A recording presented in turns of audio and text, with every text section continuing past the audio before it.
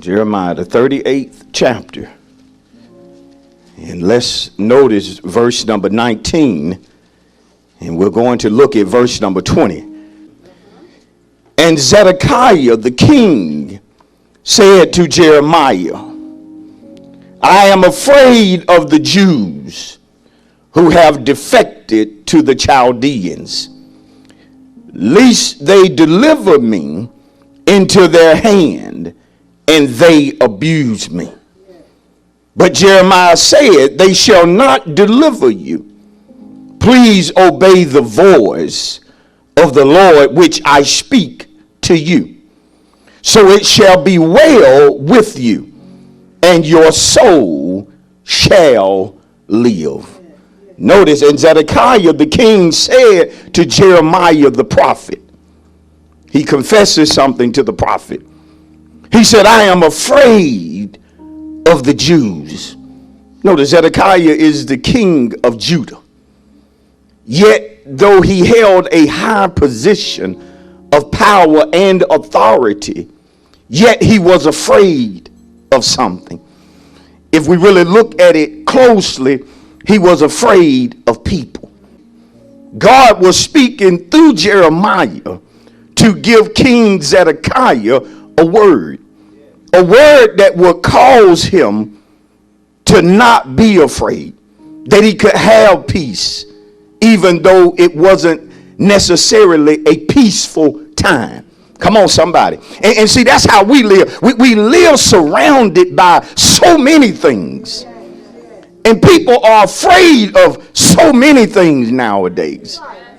But yet God gives his people a word through a true prophet that will cause them to not be afraid of things that attack their mind, their spirit, their emotions, their body, their family, their ministry. But he says to Zedekiah, you have to obey my voice, which is the Lord's voice. Gives him a promise. So it shall be well with you, and your soul shall live. Based upon that, look at a neighbor and tell your neighbor the subject this morning, obey God, and it shall be well.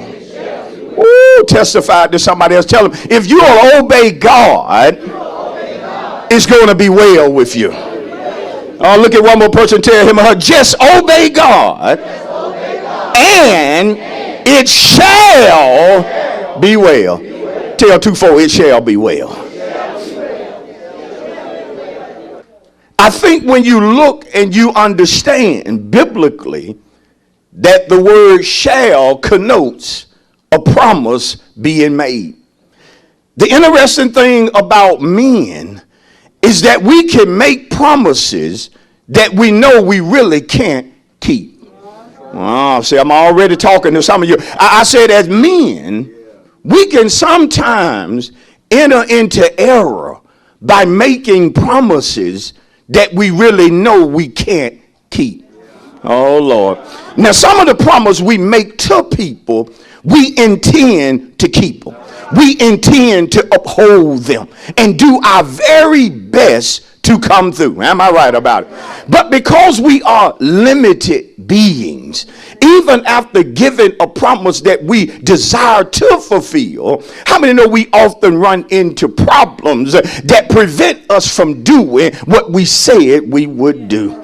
Oh, y'all ain't getting with me. I better break this down. Even those of us that tell people that we are man of our word, we are woman of our word, and that if we say a thing, then we're going to do it. And again, we mean well when we say these things, but again, because we are limited, we sometimes run into problems that prevent us from doing the very thing we said we would do. You know, some of you have told folk that if they ran into financial difficulty, just give you a call, and it really didn't matter the amount. You was that well off and you would help them out, but they called you at a time time where you had several things to take place that you were not counting on. And at the time you gave them the promise, your bank account was in one standing. But by the time it came for you to deliver on that promise, you was in somewhat of a bind. Oh, come on. I know how we'll do it. And if need be, we'll look to try to borrow something. We'll look to try to shift something. Do I have anybody in the house that know about shifting money? I wish. Have you ever been in a place where it was tight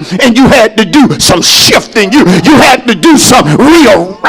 Oh God, I'm trying to talk to somebody that ain't always had it the way you got it now. Do you remember the times that you had to get your bills in order? And by order, I mean you could not afford to pay one thing too early, because it all had to fall just right. I wish y'all look around the people that say, I know not what he says. There have been times that me and Donna were so tight that we had to check in with one another when spending money, when writing checks. Oh, I'll break it down. When filling up the car with gas, we needed to discuss how much you putting in. I'm about to get some gas. I just don't fill it up. Just do a half. Do a half, and I'm gonna do a third, and then we'll do. And then, have you ever made a promise that you wanted to keep, but problems prevented you? Oh yeah. But then there's a whole different type of folk, liars, folk who make promises that they know they can't keep and that they don't want to keep. They make promises to people just to make them happy, just to make them feel better. Why did you tell her you would do such a, well, Pastor, she was so down and I just wanted to make her feel a little bit better. So you think telling a lie made her feel, well, Pastor, she smiled, but you told a lie. You didn't even intend on making good. See why? You know why I'm taking the time to break this down? Because nobody is like God. Nobody is like unto our God, the one who makes a promise and always keeps his promise. Somebody should have got happy. I said he always keeps his promises. He always fulfills his word. God will never make you a promise and then have to come back to you and say he ran into a problem. Heaven went bankrupt. There's a shortage in heaven. For he declared in Psalm 24:1, the earth is and the world and they that dwell. God shall own it all. Some of y'all didn't even get happy, but I'm like Deacon Hill. That's my daddy. I know what he possesses. So the one thing you have to recognize about the Most High, about Jehovah, about Yahweh, Jesus, Yeshua, is that when he makes a promise, God will never fail to back up his word. He'll never fail to back up his word. God is the only one who can make such a promise and truly bag it up. Can I let you know a secret about God? Come on, some of y'all want it and some of you don't. But I need to release it for those that want it. God will show up and make you a promise at seemingly the worst time of your life. You'll be broke and God will show up and remind you that, hey, I'm going to make you rich. I'm going to give you your heart desire. Y'all going to get your house this year. This going to be the year that you do such and such. And if you ain't careful, you'll make the mistake when God is speaking directly or indirectly of looking around. Lord, do you see what's happening in this house? We behind. Yet you talking about we gonna bless other people, we gonna help others and look. Oh, Lord. Isn't that what Gideon did? When the angel showed up and said, hail thou mighty man of valor, Gideon looked around and said, who are you talking to? Gideon said, I'm the poorest. Now, hold on, let me back it up. Gideon said, my family is the poorest in Manasseh, and I'm the poorest of my family, which makes Gideon not poor, but po. Po. Po is a level below poor. Have you ever been so broke you couldn't pronounce poor correct? You just said we po. And other po folk know what you were talking about. You don't have to break down that vocabulary to people who been po.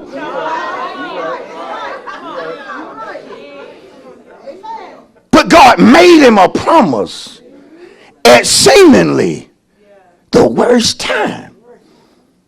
We up here planting crops, doing stuff only for our enemies to come up as soon as we do it and take it from us. We hiding in caves and in dens. And you say, I'm a mighty man of valor. But see, you got to understand that about God. God never speaks to you based upon external circumstances. He speaks of himself. He speaks of who he is, and he speaks of what he desires to do. And so Jeremiah comes to Zedekiah. Biblically speaking, names are important. Never forget that. Because there are stories throughout the Bible, from Genesis to Revelation, where we are not giving names. We're only giving a certain man, a certain woman. But whenever the Bible takes time to give names, then it's very significant. Even though the preacher may not be able to stop and deal with every name, yet if the Bible gave it, it's significant, because in biblical time, the Hebrews of the Israelites were always to live up to their God-given name. Name just didn't mean something that you just called the person, but the name affected the person's character. You knew who you was. You knew why you were named what you were named. We might need to go back to that. I say we may need to go back to naming our children things that are significant, things that have importance. I'll preach it. I'll make somebody mad up in here. How you naming your child Mercedes and you don't drive one? Come on, we got to get realistic. This is Diamond, but you don't have any.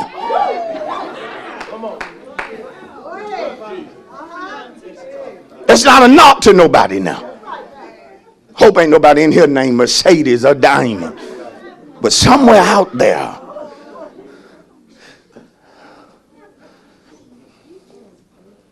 and so Jeremiah name means, listen to me, Jehovah, or appointed by Jehovah, Yahweh. He was appointed by Yahweh. He was appointed by Jehovah, the supreme ruler, the supreme God, the Alpha, the Omega, the beginning, the end, the one who was, who is, and is soon to come. That's who appointed Jeremiah. You say, Pastor, why you took that time to tell us all that? Because it matters who you listen to. I said it matters who you listen to. I don't want to listen to a preacher if he's not appointed by Jehovah. That's when I don't do trial sermons. That's when I don't listen to people preach because they my cousin.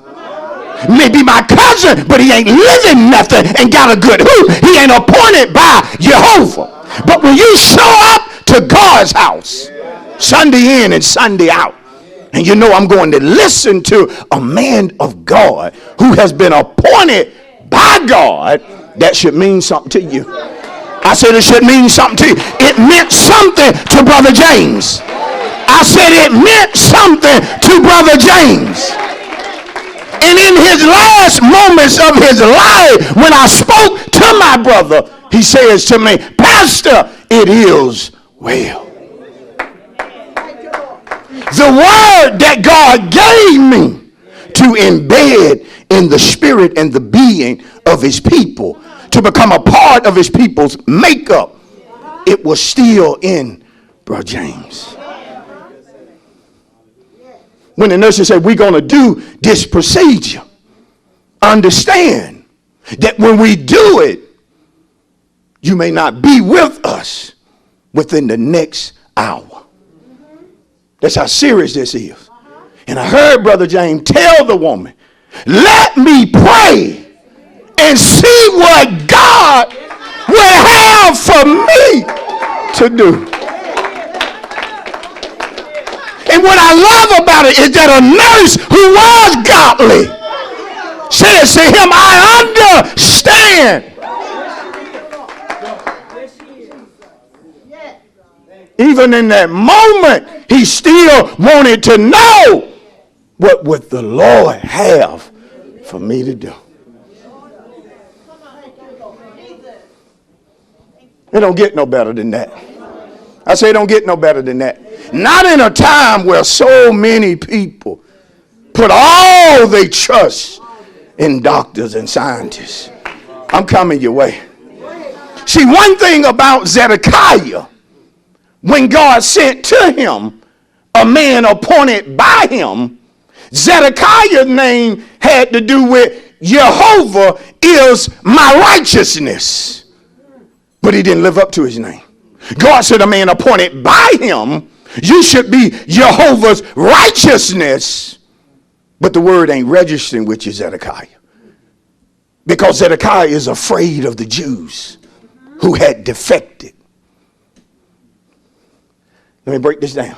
He should have took comfort in what God did for Moses and Israel back in the land of Egypt.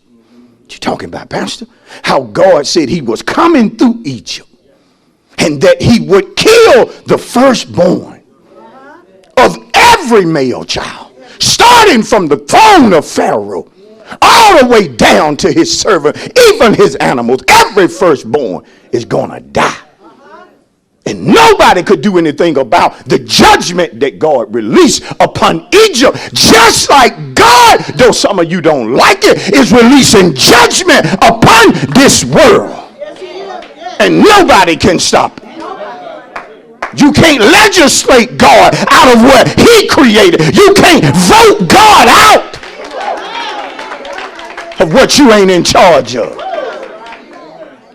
But he didn't want Israel to fear. Y'all ain't getting him. And so he gave Moses instruction for Israel. He said, you tell them to take a lamb, an unblemished lamb, kill it, take the blood and put it on the doorpost. And when I come through Egypt, when I see the blood, see, I don't know what my old saints said, but see, old saints will get happy on you when you talk about the blood. It ain't even got to be the subject, but if you start talking about the blood, an old saint will get up and say, hey, whoa. Am I right about it? There's power in the blood. Deliverance in the protection in the. You see, because I'm finna deal with it. Because you're still covered by that same. He said, if I see the blood, I'll pass by. What was he saying to him? If y'all obey me, it's going to be well with you. Death coming all through here. But if you obey me, if I see the blood, what was the blood? The blood represented obedience. If I see obedience when I come through, it'll be well with you. And so it was. I said, so it was. But it didn't remove the fear from King Zedekiah. He was yet afraid of certain men.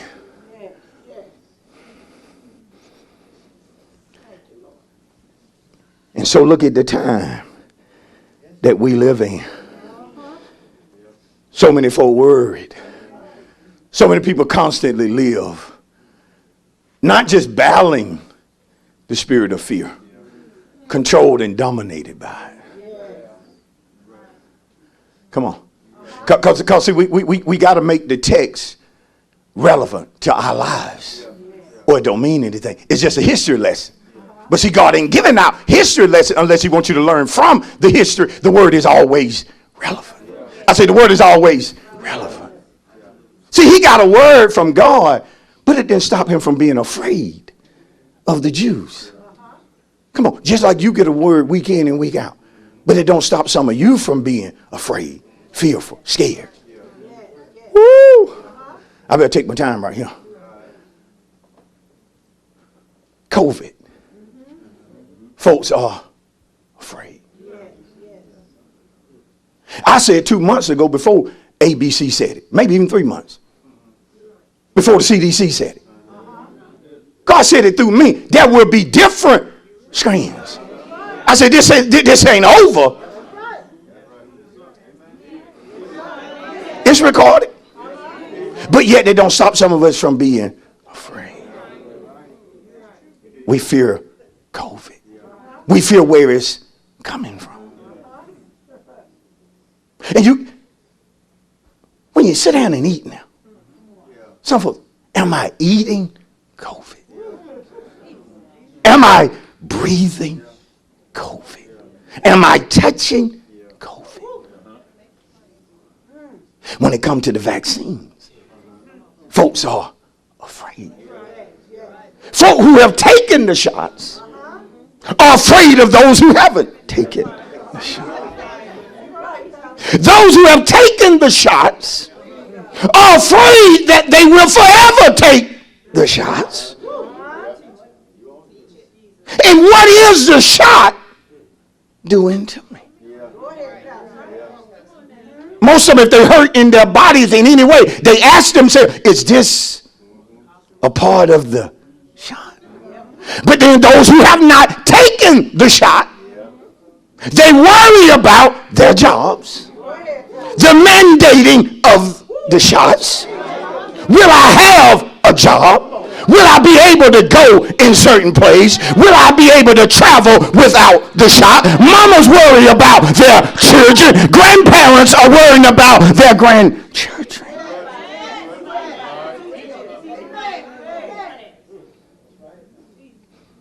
Is the shot the mark of the beast? If it's not the mark, what is the mark?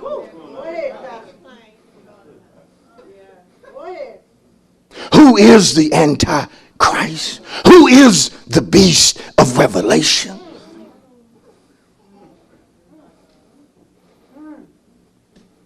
We worry about the economy collapsing. Folk fear that one day we'll wake up in this nation and the dollar will be worth a penny. Which means your savings, your 401k, your retirement is worth nothing. Folk worry about Russia and China invading America. We worry sometimes, some of us, about a president who cannot sometimes put two sentences together.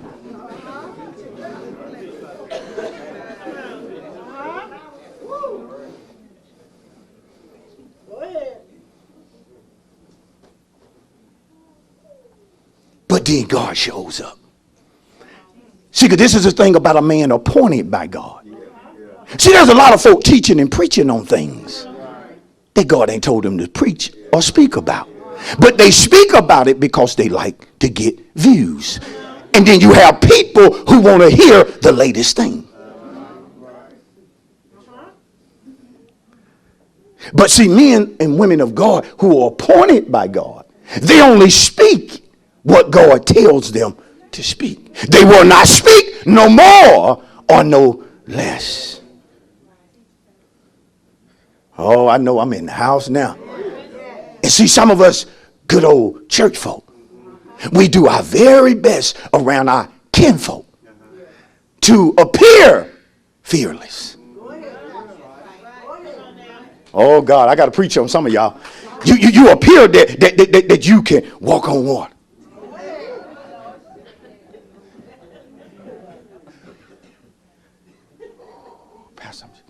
I'm in the presence of God. But deep on the inside, you're afraid of things. And if you move God out of the equations, Don't get it twisted. You should be afraid. Those of us who have no fear, we do so because of knowing the importance of obeying God. Oh, I'm right about it. Look at Psalm 112. I'm in the close. Look at Psalm 112. This word is good. And this word helping me. I say this word is helping me. Well, Pastor, seem like then what you saying is that you don't want people's listening to the news and reading the newspapers and getting on the internet. No, that's not what I'm saying. But you do have to be careful what you feed your spirit. And I've been telling y'all that. See, God has decided about some of us that you're going to be here. He don't care what takes place. He ain't finished with you yet. That's bottom line. You still got work to do. That's when I told the church when all of this started, year and a half ago. Don't allow the church to be divided over worldly things. We are affected by some of these worldly things, but we are not one another's enemy.